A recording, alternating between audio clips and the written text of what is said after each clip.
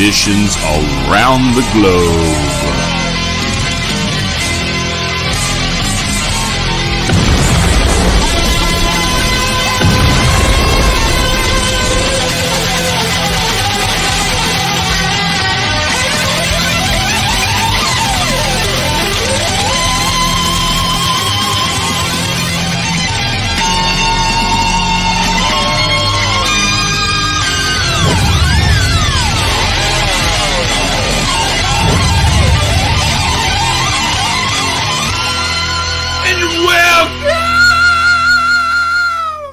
And hello out there in Music Land. This is Front Row Promotions coming to you live.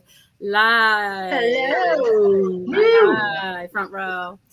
Thank you all for watching. Thank you all for tuning in. And I just wanted to say, if you make a comment, please put your name next to it so that we know who you are. Sometimes it doesn't show up, and we just want to make sure who you are. So there you go. Welcome, Teresa. Thank you for coming in tonight and being my sidekick. Yeah, there you go. And welcome to our guest, Knightfall. How are you guys? Hey, how's it going? Good. So tell me about Knightfall. I always like to know about the name. You know, that's the first thing I have to know is what's the name? You know, how did that come about? So I was searching for names for quite a while. I actually had a lot written down, and I started to realize that I wanted something that would embody what I wanted to see in the world, like changes that I wanted to see in the world. And what better than knights, the code of chivalry, honor, all the things that, you know, a knight should be. And I happen to really like the TV show Knightfall, which was kind of cool. And then my favorite band is Nightwish with, an N. And so I just kind of played on all of that and decided that Knightfall for the band name was just perfect in keeping with that code that I was trying to mimic. Awesome. I like it. It has a pretty good sound ring to it, Knightfall. And it's funny when I put in there, like when it's coming on tonight, and I spelled it out like Knighthe instead of the regular night. So I'm like, that's it. So tell me about your project. What's coming up? Well, we just finished the masters for the album. Sergio is an amazing producer, and he's been with me pretty much the entire way as the engineer and stuff like that. So for the last almost year, actually, really, we've been working on this together. And, we finally got the final touches, and the digital is going to be coming out on our Bandcamp on the 22nd of this month. And then we're going to have physical CDs for the entire album coming out at the very end of the month on the 29th. Nice. Very cool. Now, will that be vinyl? No, not yet. If people start showing an interest in vinyl, then yes, but we would need, people to show a bigger interest for vinyl than what we've gotten, because vinyl is expensive to order. So that is very true. I love vinyl. I'm an 80s girl, and take me back to 80s any day. I would rather have it on vinyl, cassette. That's how I grew up. That's what I love. And you ever go to the record store and you open up you couldn't wait to get that album. You open it up, you smell it, and it smells all good, and you see all the wonderful artwork. They took all of that away. That's not fair. They need to bring it back. They need to bring it back. That's one of the things that I'm attempting to do with the CD. I did a full color booklet, 24-page booklet for the CD. Oh, sweet. Oh, wow. Yes. Yep. Oh, I would love to see that. Absolutely. I'm telling you, I've listened to the songs, and my two most favorite is Starfall and I cannot remember the name when I say I love it. The other song is about your mom. And again, I'm sorry about your mom's passing. What is it? Farewell. Yes, that's it. And I do have some videos here I'd like to play, but if we want to talk a little bit more, we can get some background. Sure. So, which video were you going to play first? Of course, Farewell. Farewell. Okay. So let's talk about that, because everybody that's in this room right now on our side participated in this track. Sweet. So I wrote that song back in 2020 when I started writing, music again and stuff. And I knew I wanted to do something for my mom, and Farewell was kind of like that tribute. And the idea behind the song is it takes you on the musical journey through the 5 stages of grief. So you have your depression, denial, anger, bargaining, and then finally acceptance. So the song is literally an embodiment of all of that. And what's interesting is I wrote this song because Jessica and I used to be in a band together a long time ago, the early version of what they are now, which is Anaria. And it was called Events Ethos. And when I wrote this song, I wrote it completely with her vocal in mind, as well as Starfall, interestingly enough. And when she and I reconnected, I said, hey, here's my demo folder, pick a song. And she initially picked Starfall, but she loved Farewell too. And what's funny is those are the two that she picked that she really wanted to do. Oh, sweet. And I never told her that I wrote them with her vocals in mind. So she just picked those. Oh. Randomly. And that's kind of how that happened. Yep. Wow. That is so cool. And that's the 2 of my favorites. And those are the 2 I want to play tonight. How awesome was that? I'm sorry. I'm just a super hyper happy person. And when something like that goes off, it's like, ah! So it was really cool. Yes. Oh. So if you don't mind, if you would like to play it now, is that cool? Sure. Okay, and here is the song. I had it set and ready. It better still be here. Okay, good. And here it is.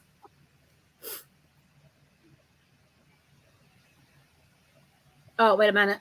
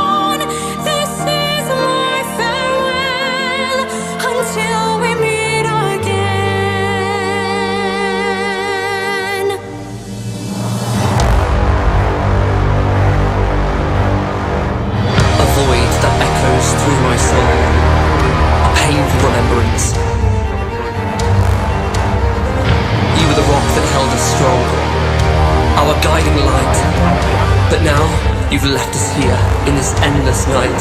We'll carry on, that the tears may fall. Through hardship, and grief will stand tall.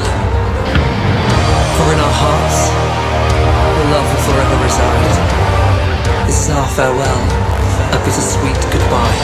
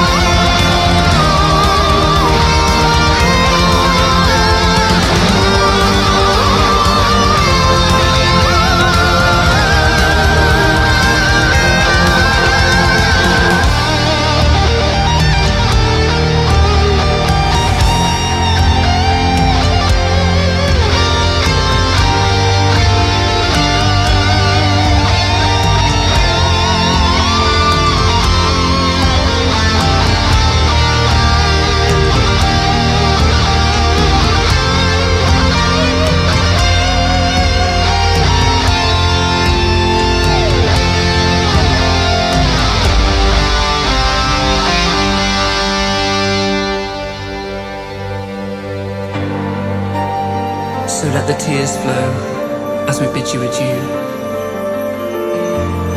We'll carry your love in everything we do. This is our farewell,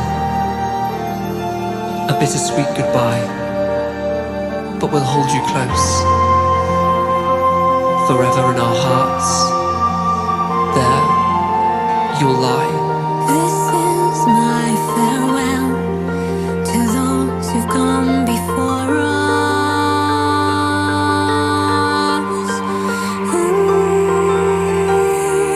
This is my farewell until we meet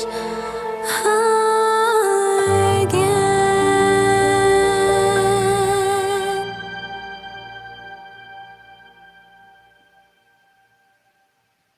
This is my farewell to those who've come before us.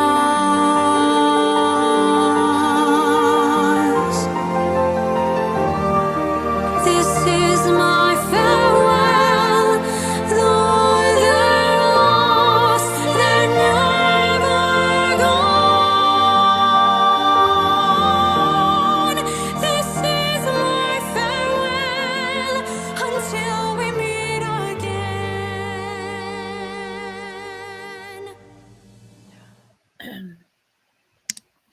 Oh my goodness. Wow. Wow. I'm just crying for the fifth time that I've watched that. That is pretty powerful, and it touches every part of your feeling everywhere. Oh my goodness. And my heart goes out to you for losing your mom. How long ago was that? She passed away in 2017, so it's been a minute. Yeah. And my heart's my heart's along with your heart, and it Thank you. breaks my heart to see that. And the vocals in this song, wow. And that just goes through, and it's the feel goods, in so many different ways. And I wrote down everything I wanted to say. This is the song I reviewed, and if you wanted me to read that now, is that fine? Sure. Okay. Yeah. So, along with my tears, as you can hear it, I have written it down because I will never be able to remember it after that. I said, for the song Farewell, absolutely amazing. The love the vocals, music in the video. This has touched me emotionally. Very powerful, emotional, in every part of the being of the word emotional. And it was good feeling, bad, not the bad, but the loss of the feeling of, of that, what happened. And when music touches your soul and gives you the good goosebumps, it's for real. I cried throughout the video. I watched it 2 times. I watched it more than that, but I watched it. It sure did touch the heartstrings. It pulled on the heartstrings a lot. Absolutely. Mm-hmm. My heart goes out to you for losing your mom. And this video makes you think about life and just how pure and fragile it really is. Because you don't know from one minute to the next what life will hit you with and how long we are here for. So I thank God every day for each day that God gives me to live. And I just want to say that song is just it means a lot. It makes you stop and think about life in itself, and don't take things for granted, and don't to enjoy and appreciate who you have and in your life and love them while they're here.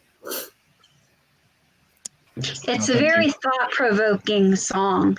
I think you can really relay it to different areas. Many people can, to their lives and things that they're going through, losses that they've had, whether it be a breakup or a death or whatnot. But this song really and makes you pay attention.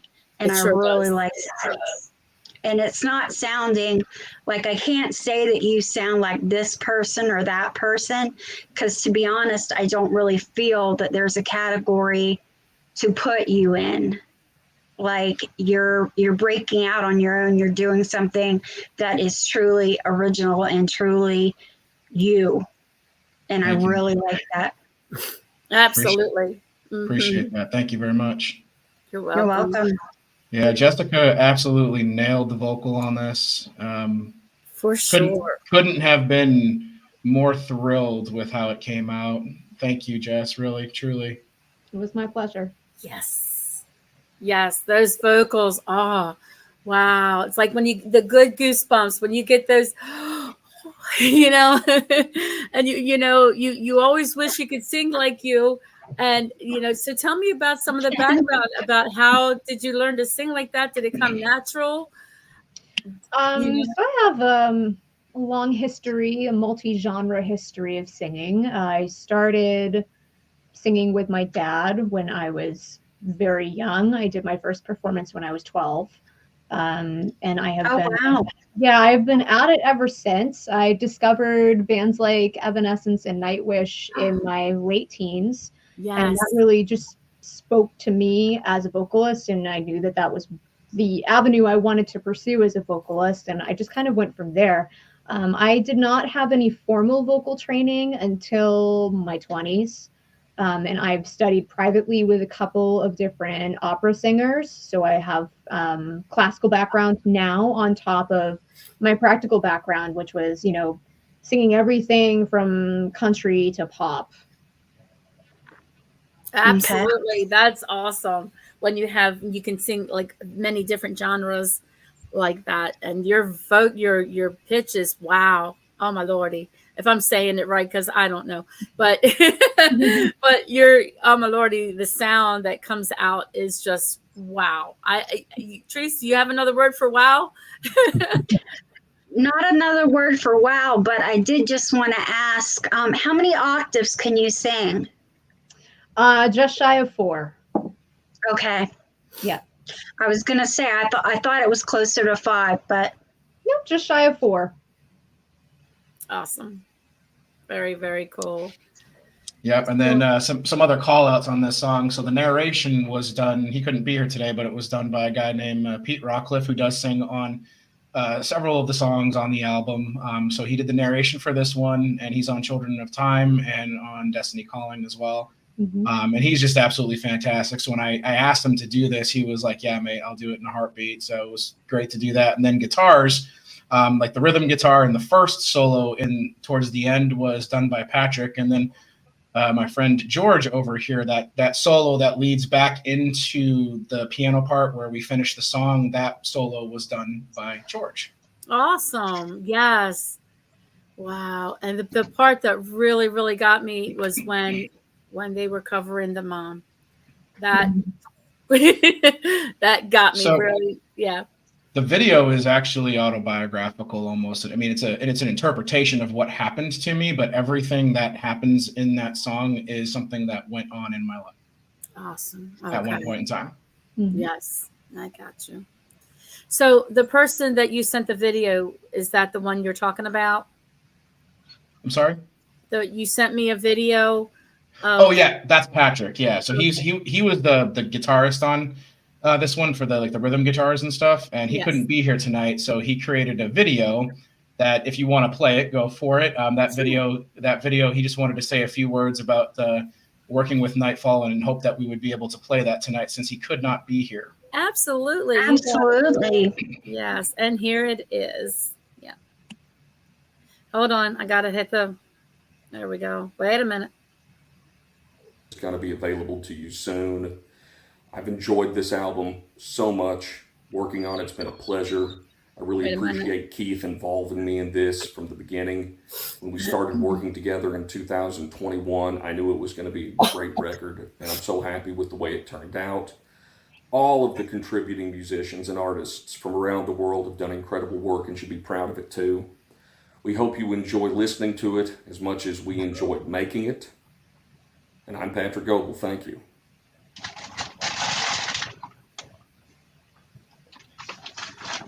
Awesome. All right. And that's Patrick. And there is Patrick. All right. Thank you, Patrick. All right.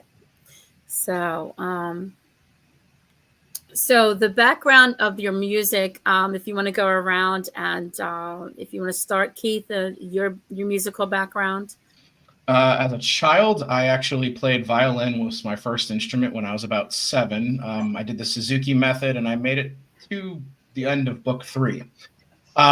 So I played in a child symphony back then, but violin, as much as I love it, the sound of the string the sound of the bow on the string caused me to start teeth grinding. And I couldn't physically play the violin anymore. So I ended up quitting, which made my teacher and my mother bawl like babies because they wanted me to keep playing.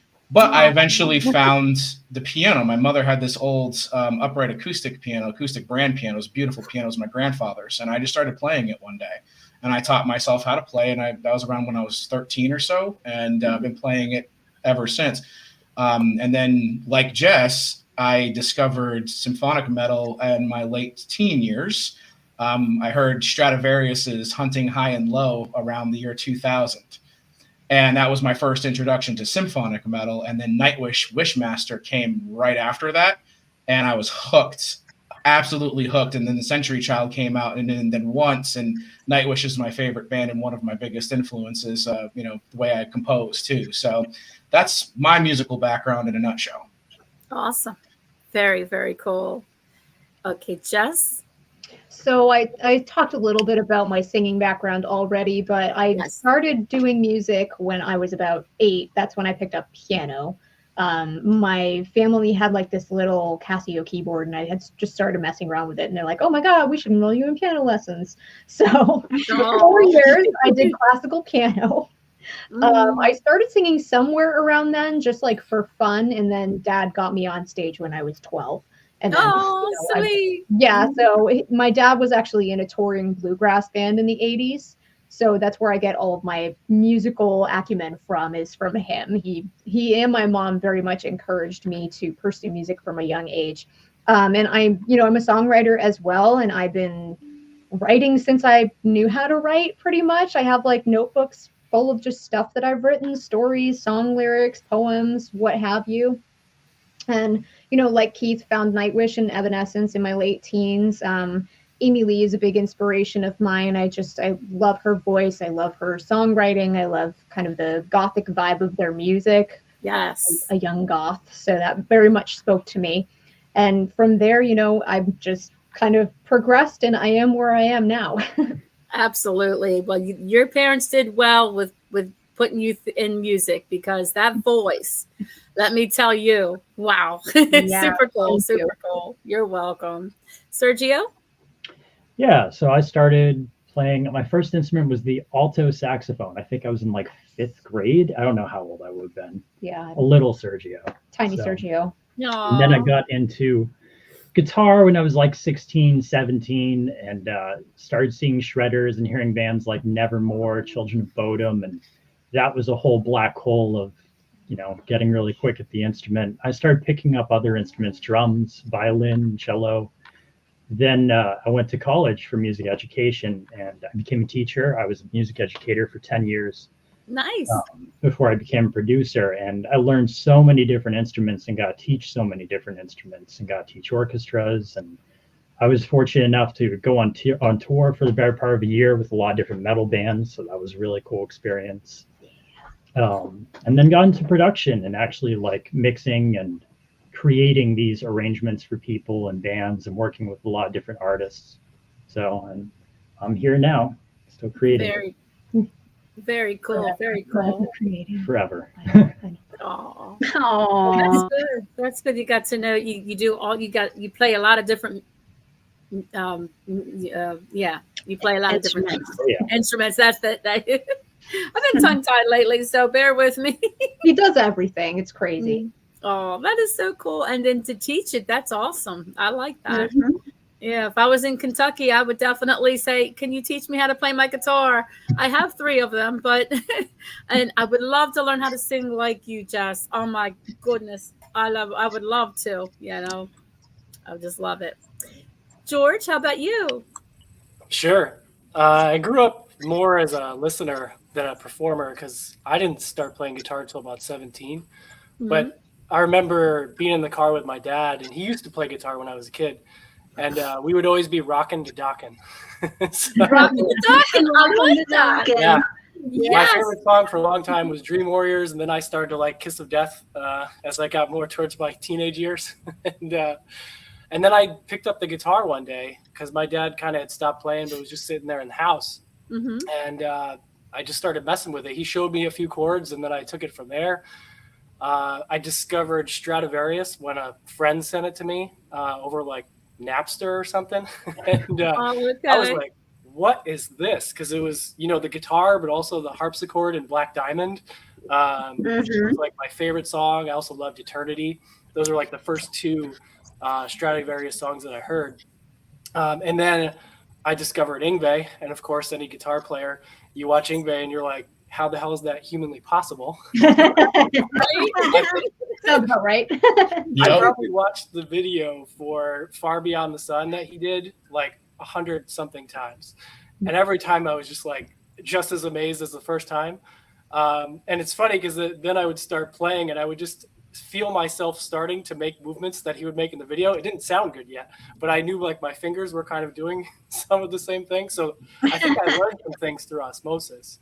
And then when I was in college, Evanescence kind of hit it big. And all of a sudden I started hearing them and I was like, wow, this is amazing. And, through the years, I didn't really play in bands until I moved to Connecticut in 2016. I found a band that played video game music, metal renditions of video game covers. Nice. So we did that all the way up until a couple of years ago. We played a couple conventions in the Northeast, CT GamerCon. Nice. So it was fun. I had a lot of fun doing that, but I've always, kind of written my own stuff as well all through the years, but never really put it all together. And I started doing that a few years back, and then I discovered Knightfall last year, right around this time when Keith posted in one of the symphonic metal groups, and I was like, wow, he's kind of doing what I'm trying to do, but he's way further along. And so I reached out, and he hit me back, and we talked for like 6 hours on the phone. And next thing you know, I was signed up to do a song. And one song turned into four. And, here we are. So. Very cool. Very cool. Well, it turned out to be a very cool connection with everybody that's doing this project, because it sounds amazing. And I was like, wow. I was blown away when Brian, told me about you guys, and I listened to it, and I'm like, oh my God. Yes. Thank you. You're welcome. How about you, Teresa? To be honest, I don't want to keep saying the same thing you are, but I found it very melodic, and it just really got me. I can see and hear the evanescence influence in you guys, but yet I wouldn't say that I wouldn't compare you to them, because again, I think you're in a league all your own. Absolutely. And it's a beautiful league of what it is. It is, absolutely. Absolutely. So you're welcome. What advice would you give to someone that's just starting out, that wants to do exactly what you're doing? What would you say to them? Ooh, that's a good question. Because I was there a long time ago, and I kind of left the music scene and kind of came back older and wiser in my older years to finally make this a reality. But I would always tell people to never give up on your dreams, no matter how far-fetched they seem to be, because all you need is a strong mindset of what you want and a strong work ethic, and you can make anything happen. There you go. Absolutely. Yes. That's perfect. That's perfect. You guys. Anybody else have anything on that one? I would say just do it. Like you got right. If you want to learn how to play guitar, there's nothing better than picking up a guitar and learning how to play. You want to learn how to sing? Start singing and take voice lessons. I mean, it's all possible. You just got to do it. Yeah. It's there at your reach. Just do it. Yeah. There really there's no substitute for hard work. And the amount of effort that you put in is going to directly impact your results. So if you just keep at it and keep working at it and keep an open mind and be able to learn new things along the way, you will make progress. Absolutely. Absolutely. And then the practice makes perfect. You just keep going and follow the practice. And it works. Yes. It becomes less like work because you find that you love it more and more and more. Absolutely. Absolutely. And the practice makes perfect thing is a mantra in my household. Like when I tell my kids that they can do something, I yell out to them, what do I always say? Practice. And then they respond, makes perfect. Oh, I love that. I love that. George, what about you? I would say also, I've noticed, at least for myself, that things come kind of in steps and levels rather than linear progress. And so, one day you can't do something and the next day you can. And it's, sometimes it takes a day, sometimes it takes a week, sometimes it takes a month. But, you got to keep at it, not get discouraged by the lack of progress. It just means sometimes you got to change your tactics, try again, or maybe you just need more time at it.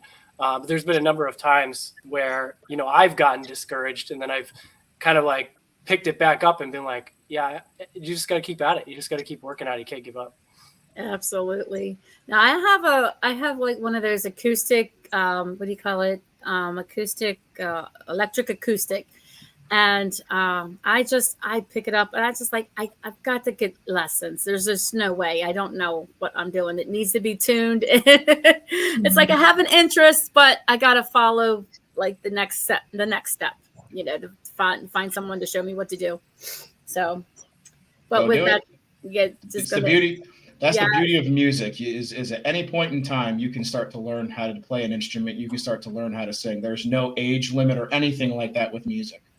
And it's funny you say that, because I'll look on YouTube, and from a 3-year-old to a 97-year-old, yep, they all, and I'm like, if they can do it, I know I can do it. Right, Teresa? Exactly. That's the beauty of it. That's why I love music. Yes. Music is my passion, and I'm sure it's all of yours. And it's just where we are. We wouldn't be right here, right? Right. Exactly. Yes. So, Teresa, do you have any questions? Well, I wanted to know, like, we talked a little bit about your influences. Who is someone that you really want to tour with? Like, who's on your bucket list to tour with right now? That's a good question. Are we talking alive, or are we talking past and present? Currently, yeah. I mean, one of my dreams obviously would be Nightwish. Let's just be real. They're the biggest influence of my life. I modeled myself after their composer, Tuomas Halopainen. So, like, kind of a big one. I would also love to share a stage with Battle Beast. The singer of Battle Beast, Nuora Luhimo, is one of the best vocalists out there right now, in my opinion.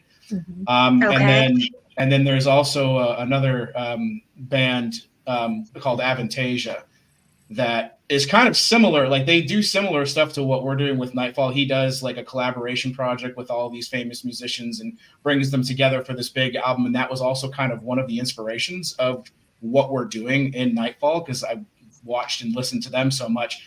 But he has a guest singer whose voice is one of my favorite voices out there right now, and it's Jorn Lund.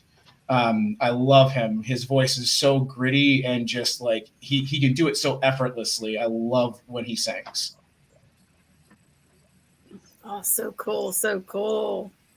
That would be cool. Who else? Next, follow the question. George, how about you? Sure. I'll start by saying I probably wouldn't go on tour just with the kids and stuff. But if I were to do it, I definitely would want to do like with Unleash the Archers. I think Brittany Slay's voice is just so incredible. And I'd love to play some of the guitar riffs that they do. But if it wasn't touring, I would love to collaborate with like Nobuo Uematsu, the guy behind Final Fantasy music. Yeah. Composer there. Oh, okay. From my video game background, of course, right? But he's basically responsible for every Final Fantasy track you've probably ever heard, and it's just incredible. So that'd be like my dream. Awesome. Very, very cool. How about Jess and Sergio? Villavolo. Yeah, we're just going to keep saying Villavolo. Villavolo from him. Yeah, he's our band Anaria actually covered one of their songs, Wings of a Butterfly. They're a big influence of ours just from a songwriting perspective.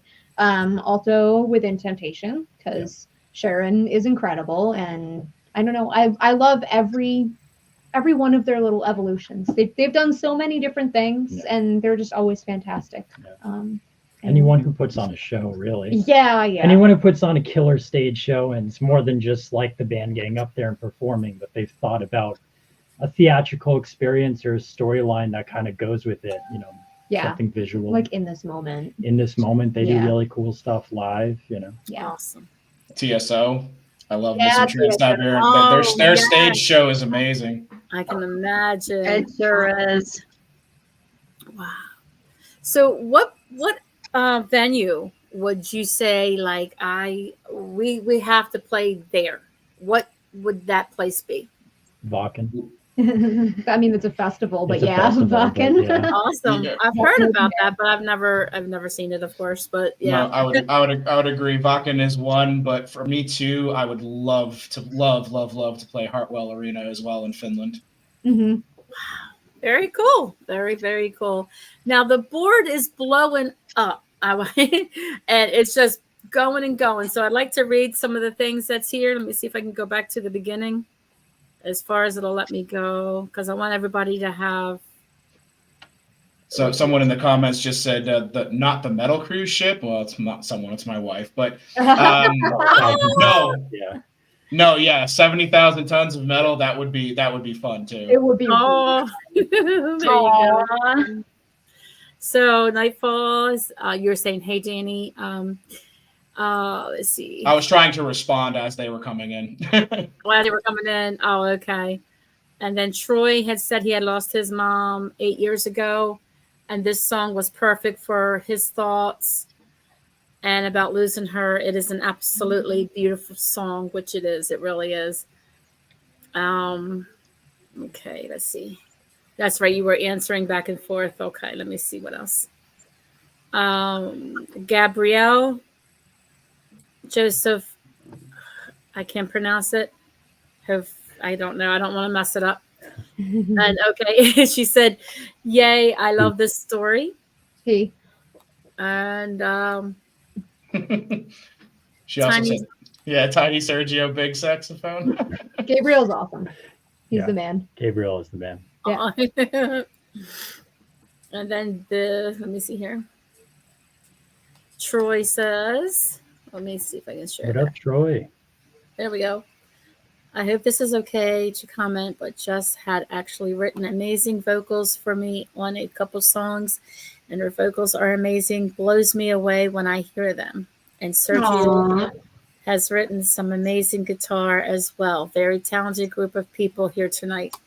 Yes. Thank you, Troy. Thank you, Troy. And yeah, for Troy, I've done 2 songs. So one of them was kind of almost like Southern rock country in vibe, and then the other one was a bit more of like a 80s pop.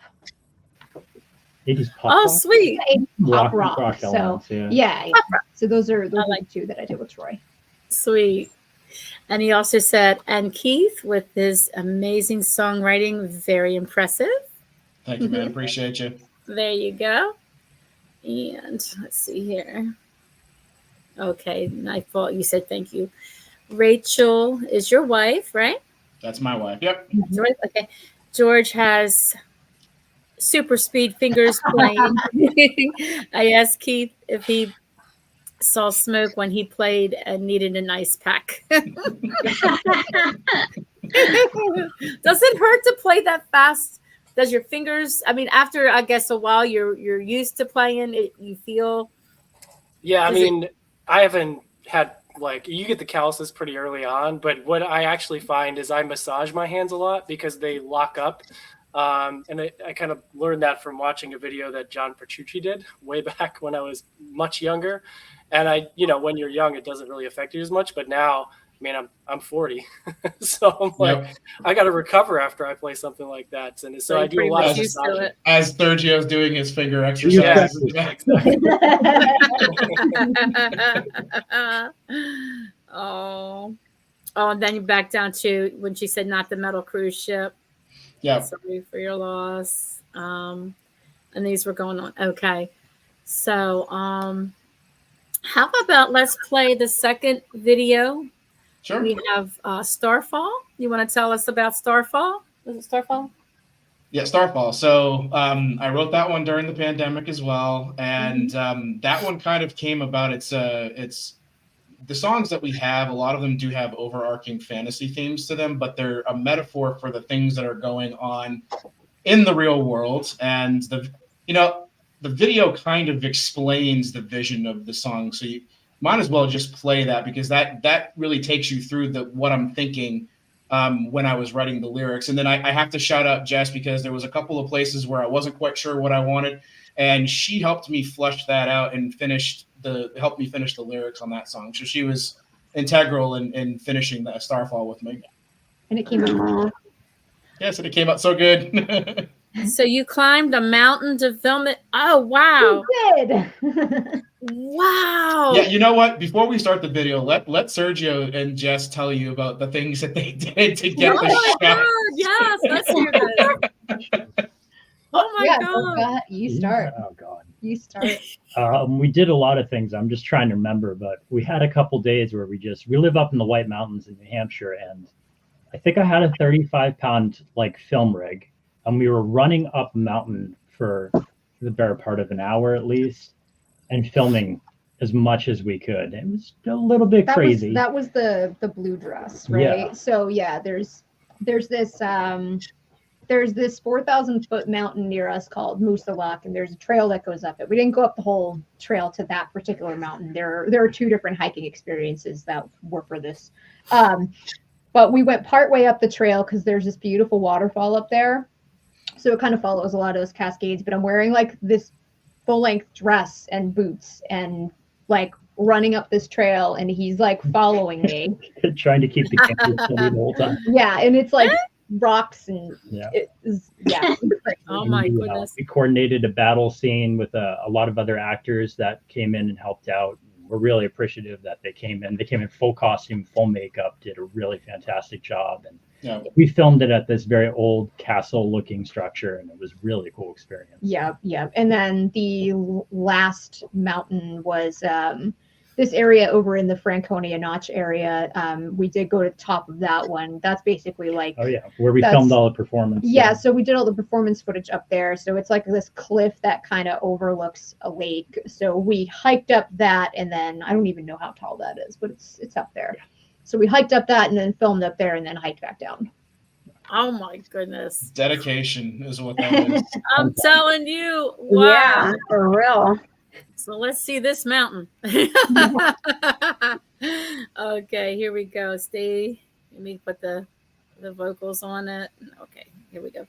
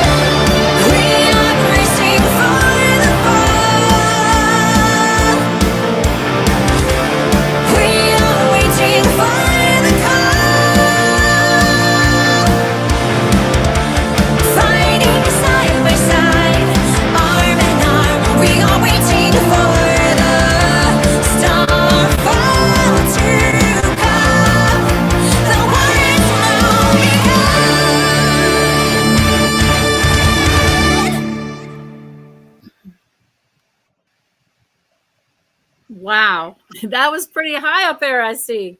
Yeah. That wow, would be afraid of like. Oh my Just goodness. a little. Yeah. Only a little. Those vocals, man. Woo! Love it, love it, love it. I'm telling you. So And everybody say hi to Patrick. He just joined in the chat. oh hi, Patrick. You see. Patrick. Hi, Patrick. How are you? All right. Let me see. We have some more on the board here. The guitar, she said. Rachel said. And then let's see. See, my favorite part of that song is the bridge. Like it really is. That's my favorite part is when her vocals are going over in that slow melodic way, and then the guitars go in with the. It's a perfect blend of stuff. I just love the way that ended up sounding so much. Absolutely, it has a really good tune sound to it. Between the vocals, instruments, the video, such a powerhouse group of people here. Absolutely, I would say that too. Absolutely. Thank you, Troy. And yes, the board is blowing up. Oh, I can't go up higher than that. Yes, everybody was like very, very happy about. Troy said such a classical vocal sound and that range amazing. Yes. So wow, Teresa, what do you say? What do you think about it? I want to hear more. I want to hear more. I do too. I want to hear it. I want to see it. I'm really intrigued by their stage show now. Like I really want to see, because I feel the power coming from the music. I want to see the stage show. We got to go. We got to go.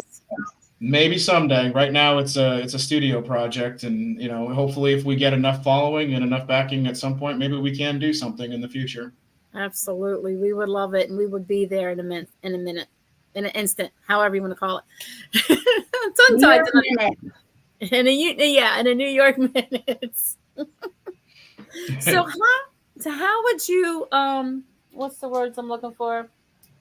How do you cope with it during like your crazy schedules? How do you find time to put this all together? You don't sleep. I mean, Sergio knows, but I've got a full-time job. I've got 3 kids, I've got a home life. I've got all these responsibilities. So in my spare time, I sneak down to my studio and I work on stuff. And sometimes I forget about what time it is. Like I'll go down there at like 8:00 at night. And then all of a sudden I look up, it's 3:00 in the morning. Yeah. I've done that plenty of time when you're on the computer and you're programming and doing different things. It's like, damn, where did the time go? It goes fast. It goes fast. I don't know how he does it. I don't know how Sergio does it because he does so many things. He does tracking. He plays instruments himself. He does the video stuff. He edits the video, the mixing, the mastering. He does everything. It's insane at how amazing he is with all of it. Wow. Wow. Yes. George. Yeah. And Jess, how about you guys? How do you manage? Well, we have our own home studio, so that definitely helps us create whenever we want to. Me personally, I have 2 part-time office jobs to, pay bills. And then other than that, I'm working on creative stuff. I'm working on music, I'm writing, I'm building costumes, whatever I want to work on. It's the luxury of having 2 different part-time office jobs that I work from home doing. I can have a lot of flexibility in my schedule to do what I want to do. And then this guy does composition like all the time. Yeah, that's my day job. Yeah. One of them. Yeah. But yeah, you said it, just don't sleep. You're good. Yeah. There you go. You get one day a month where you can crash. That's basically just that one day. One cheat day right there. There you go. How about you, George? Yeah, I'm in a similar situation to Keith. I've got 2 kids, a 3rd one on the way. Congratulations. Congratulations. Thank you. So, time is a premium. Got work during the day. Kids come home. Pretty much I've got dinner ready for them when they get home because I work from home. Okay. And, then after they go to bed, so like right now, this is my time when I work on stuff, recording guitars and whatnot. So that's why my son was down here for sound check, because he was about to go to bed, and I knew I wasn't going to get him down if he knew I was doing something cool that he didn't really understand. He wanted to see. Yeah, he wants to be part of it, and I think that's very cool. Yes, yeah. So that was my next question was going to be like, what do you do in your downtime? But now I see, like for your hobbies and everything else. Yeah, this is pretty much it. Got you. So where can people find you if they need, to look for you guys on your socials? Plug all your socials in.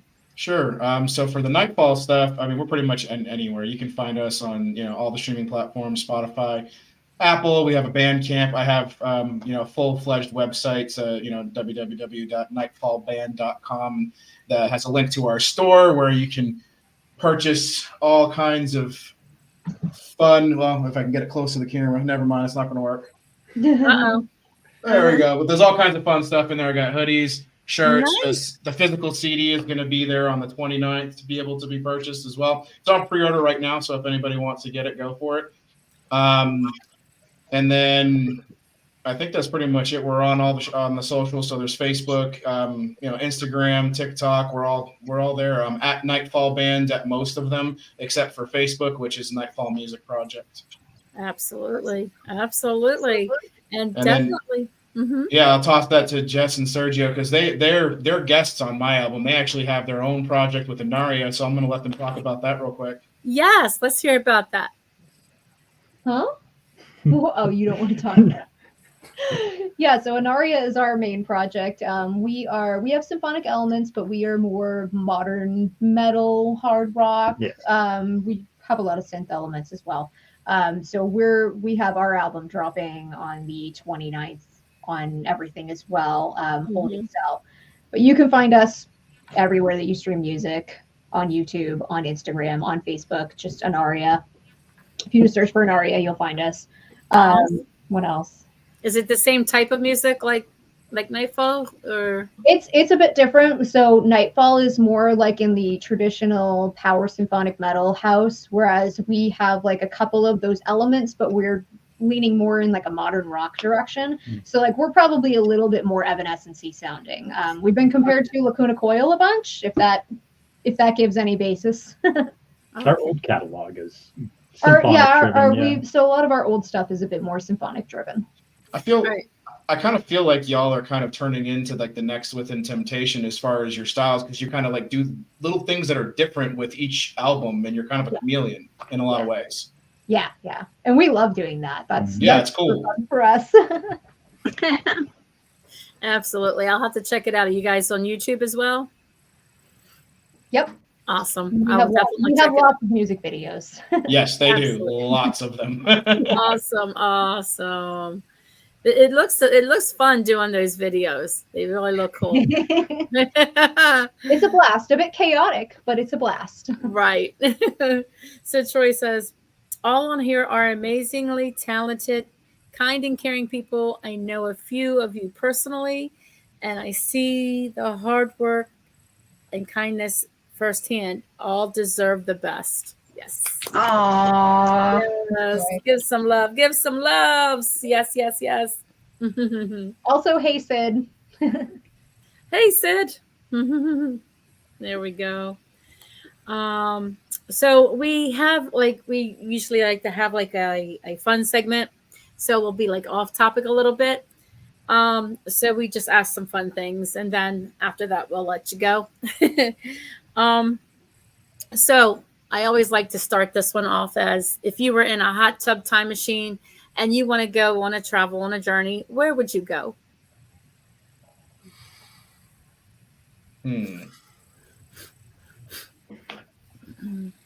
That's a good question. I mean, hundreds, probably. The height of the virtuosos and Paganini was performing, and I hear his concerts were pretty cool, so I'd love to check that out. Who was it? I'm sorry, I didn't hear you. Niccolo Paganini. He was like one of the most famous violin virtuosos of all time, and one of the progenitors to a crazy stage show, really. Sweet. Awesome.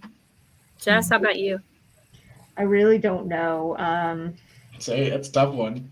Like, I would love to go back to the 90s because it was such a great time, but I feel like I was also very young and I didn't get to appreciate it for what it was. Yeah. So, I fondly remember certain things about it, but it would be really great to go back and experience it as an adult.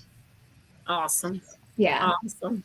So, I can see that. And now that you've said that, like I would probably feel the same way about the 80s because it was literally the same for me. I was a kid in the 80s, but I did get to experience some really cool things that I can remember. But like to be a teenager or an older, like maybe in my 20s, growing up in the 80s would have been a completely different experience. And I think since I love that music so much, that would be awesome. But at the same time, if I could go far back into time, I probably would go back to, medieval and feudal times just to see what it was like to maybe England during the Saxon invasion. I just like that kind of stuff. It would be interesting to live there. There you go. That would be cool to go back and see what it was like. Yes. I mean, I'd probably die of dysentery, but whatever. What is this, the Oregon Trail? Yeah, right. Keith, you'd be the oldest person at 40. You're not wrong. I'd be the village elder at that point. How about you, George? Where would you go? I was thinking the same thing that Keith was about the 80s when Jess was saying about the 90s. I was like, man, if I could have seen Dokken or the Scorpions or Iron Maiden like back in their prime when they were releasing those, early albums, I mean, that would have been awesome. But also, if I could go back further, probably like the 1600s-ish when Bach was playing, because he's a huge influence on the stuff that I write. And organ's one of my favorite instruments. So I'd love to have been around when he was making music. There you go. What's on your bucket list? Like, I have to do this. I have one. I want to sing live with an orchestra. Yeah, that'll happen. It's very near the top of my bucket list. Like I think about it a lot. Let's make that one happen. Let's make that one happen. It needs to happen. Yeah. Yes. Mm-hmm. I want it. For me, I mean, one of the things that I've always wanted to do. So I like to travel. Like I used to travel when I was younger, and I haven't done it in a long time. But I'm missing visiting 2 of the 50 states of this United States. I need to go to Arizona and I need to go to Hawaii. Those are the only 2 that I have left. So I would love to finish that, because how can you do 48 states and not complete all of them? It's just you got to complete it. You have to. The other thing that I really, really want to do is I'm a massive Lord of the Rings fan. And if I can get to New Zealand to do the whole Lord of the Rings tour and just immerse myself in the beauty of what's there, yes, that is a dream of mine that I wish we could make happen as well. That would be awesome. So very cool. George, how about you? This is not just a bucket list item. It's actually going to happen because I'm already working on it. Yes. But I am going to create my own video game. Awesome. Nice. It so it's in the works. Yeah. And one thing that's for sure, the music in that game is going to be killer. You can count on that. I can't wait to see and hear it. Yes. No, George and I have talked about this extensively, and we are going to do this. This is something that's going to happen. He's already working on the technical side of it. I'm working on the story, and then we're probably going to get everybody that's in this room involved in the music. Connected to it, yes. That'll be great. Or maybe even voicing some of the characters. Yes, absolutely. Okay. Right. Yes. Voiceovers, yeah. If anybody watching is, into graphics or animation, or can basically make everything look pretty part of it. That's the part we're missing, right? We can make it work and we can have a story, but we don't have the artwork yet. Oh, okay, absolutely. That'll be cool. Sergio over there has it. He can do it. He can do it. I want to do it. There you go. What's your bucket list? I got my bucket list. I married you. Oh my God. Oh, I gotta do it. You got that one already. Yeah, What's the next one? I don't know. Maybe go New Zealand, Lord of the Rings experience. That sounds really nice. We were gonna do that for our honeymoon, but Cat. Yeah, our cat got into trouble, and we spent our honeymoon. Yeah, that money had to go towards saving the cat. So we chose saving the cat. Yeah, we chose no the cat. choice at all. No choice. But yeah, that would be. Love of animals. I love that. We were married to the Shire theme. I don't know if you knew that, Keith, but we're very much into Lord of the Rings. So. Yeah, we're going to a marathon of all 3 films on the 24th. Nice. At Coolidge Corner Theater in Brookline. 35 moments. Oh, nice. Yeah. Yeah. So we will be dressed as Arwen and Aragorn. I was gonna say I knew Jess was because she used to cosplay Arwen. I remember that. And she had like Ellen Deal, all that stuff. You know, so yeah. But I kind of figured I had an inkling that you would be a Lord of the Rings fan too, Sergio. Just a little bit. Just a little bit. Very cool. Teresa, do you have any questions? Any fun questions? Any fun questions? I have a lot of questions. I don't know how many of them are fun, but if you could pick a cartoon character that you most relate to, who would it be? That's a cool question. Oh, dang. Like relate to or want to be? You can do either or. I'm gonna say Goliath from Gargoyles. Dang it! You just took mine. Oh shoot! All right. Yeah, Jean Grey, the Dark Phoenix. She's up there for me. Okay. Yeah, I love her. Well, she has so many interesting storylines, and she gets reinvented so many times. So as a person who has reinvented myself multiple times, I guess I kind of relate to that a lot. Makes sense. Awesome. Very cool. Very cool. No, like Sergio said, Goliath. He's one of the most interesting cartoon characters that ever was created, and his backstory and everything that happened to him. I mean, he wasn't just the leader. He was the kid that had leadership thrust upon him. He didn't necessarily want it because Hudson at the time was the leader, and all of that just kind of changed because Hudson got old, right? You know, he didn't want it, and he was very family oriented, and he loved all of his people. So he feels very, very deeply, and he loves very, very deeply. And I feel like that's very similar to the person that I am, very much so now with my family and my friends. And, he always had that sense of the duty and honor. And I feel that way now too. So he's definitely the one I most relate to. Awesome. Also, he wakes up screaming, and who doesn't do that? Yeah. Yeah, except when I scream, it's because something pops when I get out of it. I mean, technically, the same thing's true for him, right? The stone comes off. The stone comes off.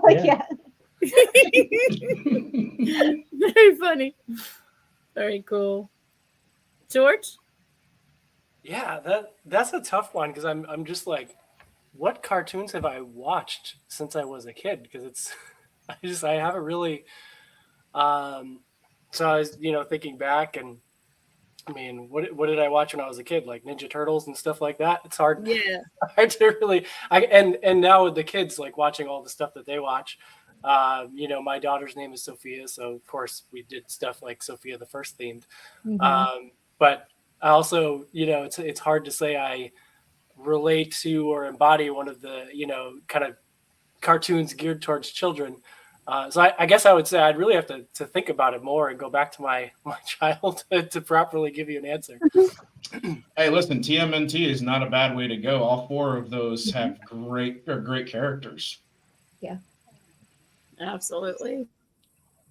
I'm from the Stone Age, so I would pick Pebbles Flintstone. All right. Yes. There you go. I would go with Bugs Bunny. I like that he's a smart ass, but he's smart. Yes. Like I like the So I would go with Bugs Bunny. I'm a Stone Ager. I'm a Stone Ager. Oh my goodness! I had another question. I can't remember. It was a good funny question.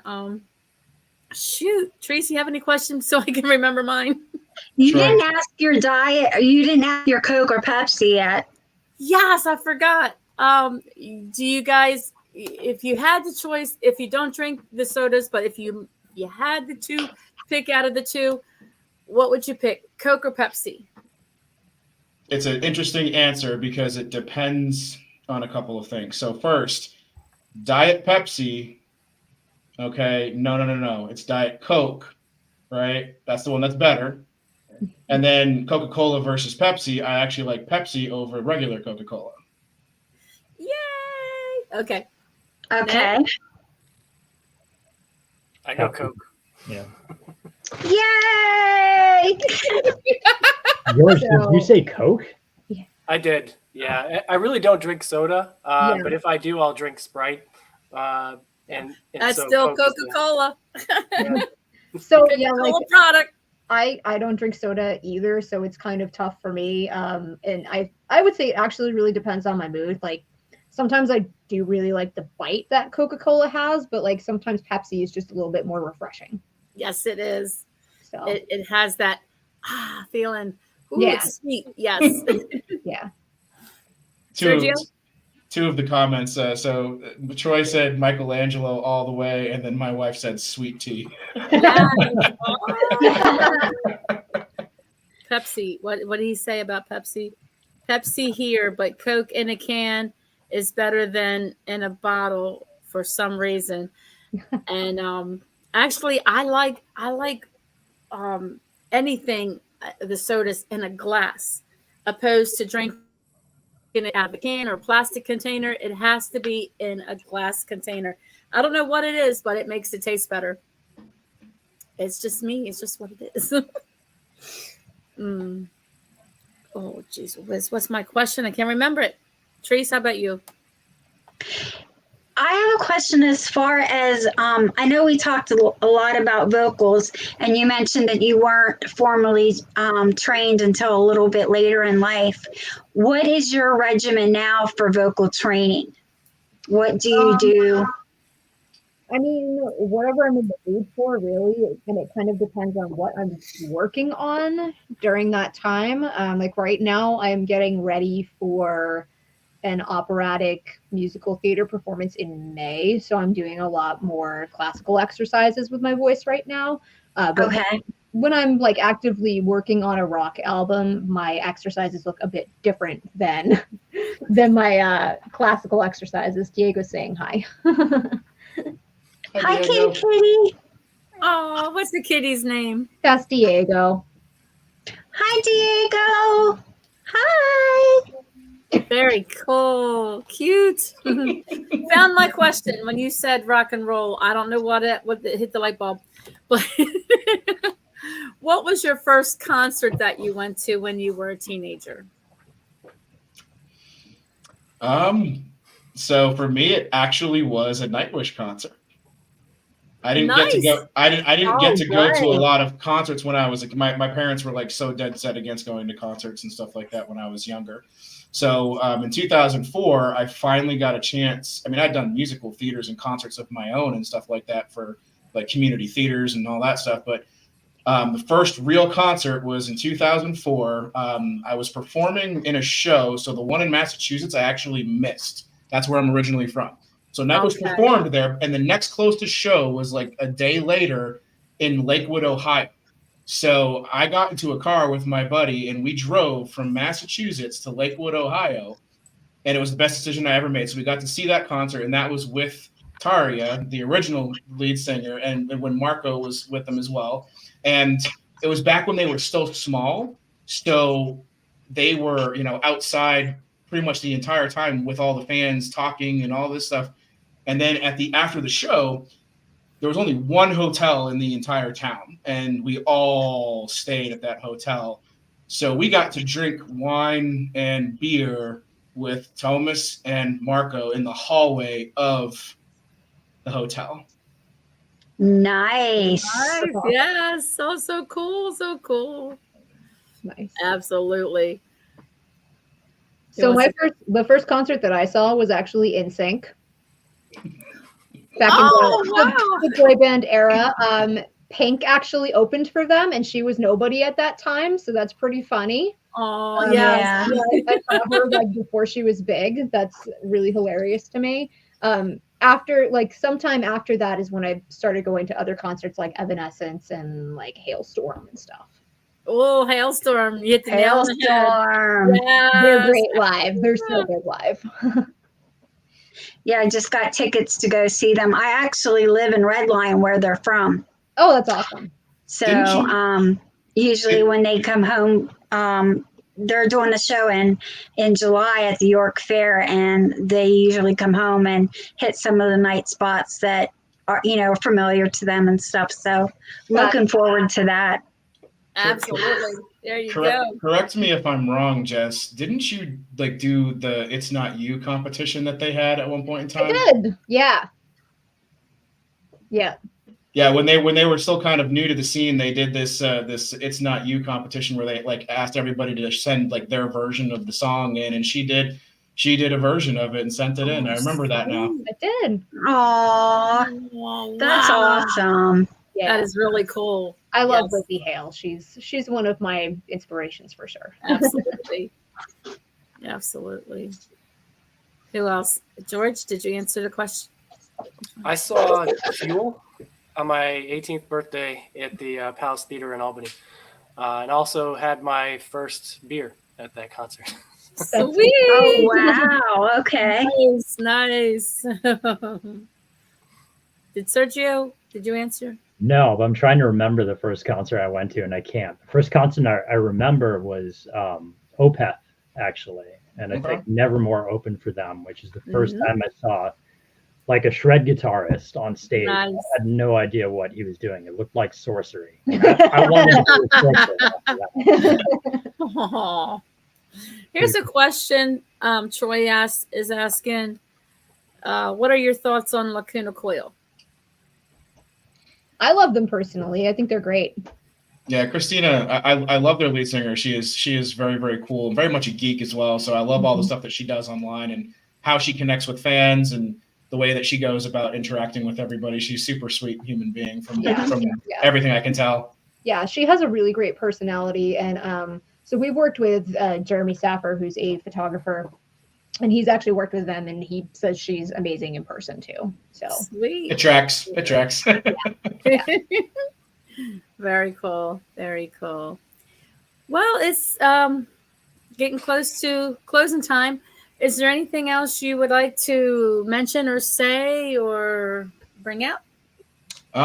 Just to remind everybody, the digital album for Destiny Calling is going to be out on the 22nd. It'll be available on our Bandcamp for purchase. And then the physical copy is going to be coming out on the 29th, and that's just because of a CD production thing. It was supposed to come out on the 22nd, but it got pushed back a week because of CD production. So we'll get those out to everybody that pre-ordered by the 29th, and then we'll have plenty left over for people to order their copies. And then don't forget, we've got a whole bunch of merch going on and as well. So shirts, hoodies, guitar picks, there's a whole bunch of stuff that's available. Yep, and that's the Destiny Calling album photo. Mm-hmm. Yep, and go follow all of the collaborators because they are all amazing, all the guest musicians. And I'm just going to plug it right now. Sergio is amazing. So if you need any kind of videography work, if you need any kind of mixing and mastering, hit him up at Wildthorn Productions because he is amazing.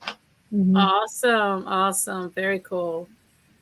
All right. And that's cool. Anybody else have anything else they want to say before we have to go? Thank you so much for having us. Yeah. You're very welcome.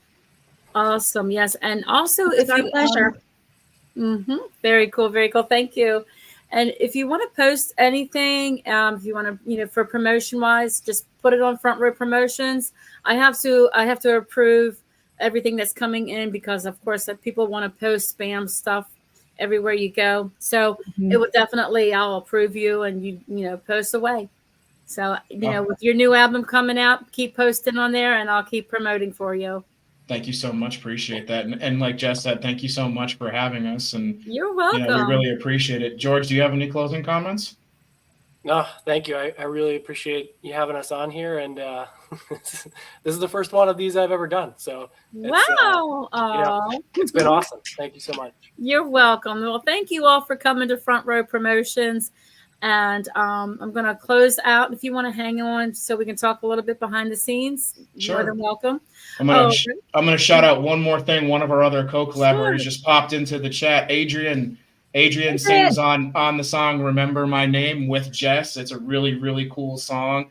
It's actually kind of like, it's what I'm kind of calling it theatrical metal, like, or musical metal, because it's like musical theater meets metal on that song. Yeah, nice. His voice is absolutely incredible, y'all. I cannot wait for you guys to hear this song. His voice is amazing. Yeah, it's a good song, and Adrian is a fantastic singer. So yes, definitely check it out. Very cool. I sure will. If it's on YouTube, I'll find it. We'll get it up there eventually. Absolutely, absolutely. Well, thank you all for coming to Front Row Promotions. Thank you all for joining in. And Teresa, thank you so much for coming in tonight. Absolutely. Thank you so much. Absolutely. And again, I always like to say this at the end or the beginning or wherever somewhere. Hold on, let me catch my breath. Support live music, music in the making, and music everywhere. Absolutely. Yes. Front Row Promotions. You all have a great night, and thank you for coming. Thank you for joining, everybody. You're welcome. Bye. Good night. Good night. Front Row Promotions, supporting and promoting musicians around the globe.